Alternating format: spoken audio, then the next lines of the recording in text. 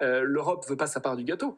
Elle veut sa part du contrôle. La part du Mmh. gâteau, gagner de l'argent, ce serait un gros mot. Le dollar, il gagne 45% face à l'euro depuis 15 ans. Le franc suisse, 56%. Le yuan, 30%. Et la livre, 10%.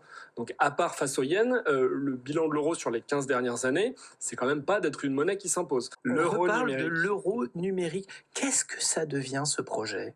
Vous vous souvenez de Moneo, le porte-monnaie électronique? Ah bah oui, oui, oui, bien sûr. Créé en 99, abandonné très rapidement pour deux raisons. Déjà parce que personne s'en servait vraiment, on a essayé de le refourguer en titre restaurant aux étudiants du Crous. Mais la deuxième vraie raison, c'est les banques commerciales, on ne voulait pas de Moneo parce que ça retire des dépôts. Ouais. Et là, pour l'euro numérique, on peut craindre que ce soit exactement la même chose. La BCE a publié hier un rapport sur les avancées technologiques de son projet d'euro numérique, où elle parle de la plateforme qui va servir l'euro numérique, le choix des prestataires. Mais moi, j'ai du mal à faire confiance dans la version numérique d'une monnaie qui n'a jamais vraiment réussi à s'imposer et surtout à garantir la stabilité de sa valeur. Parce qu'on parlait des devises. Le dollar, il gagne 45% face à l'euro depuis 15 ans. Le franc suisse, 56%. Le yuan, 30%. Et la livre, 10%. Donc, à part face au yen, le bilan de l'euro sur les 15 dernières années, c'est quand même pas d'être une monnaie qui s'impose. Oui, puis au-delà de la perte de valeur, il y a aussi la perte d'importance du côté des échanges, parce que c'est vrai que l'euro continue de descendre du côté des monnaies internationales en termes de volume de transactions. Et c'est justement tout le sujet, les échanges, les transactions. Qui veut de l'euro numérique en Europe? On paye toujours pas son pétrole en euros. 54%. Alors, on va s'intéresser d'un point de vue des particuliers, puisqu'on parle vraiment aux particuliers.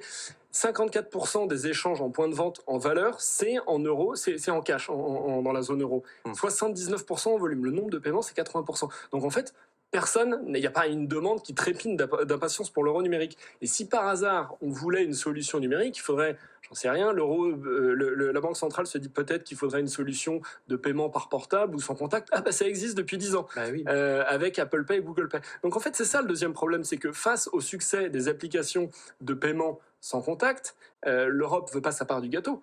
Elle veut sa part du contrôle. La part du gâteau, gagner de l'argent, ce serait un gros mot. Non, c'est une part de contrôle pour pouvoir réguler face à Google et Apple. On peut le comprendre. Mais le troisième problème, c'est que si on veut un euro numérique, soit on a un euro de 100% numérique, soit on a un euro 100% fiat. Mais les deux n'ont aucun sens. Parce que les banques commerciales, elles disent, mais où est la limite?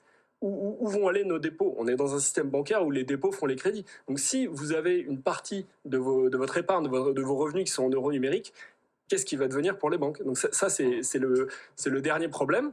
Et face à tous ces obstacles, la BCE, elle progresse en avançant que l'euro numérique, ça va garantir la souveraineté monétaire face aux crypto-monnaies. Et alors là, on a envie de se marrer.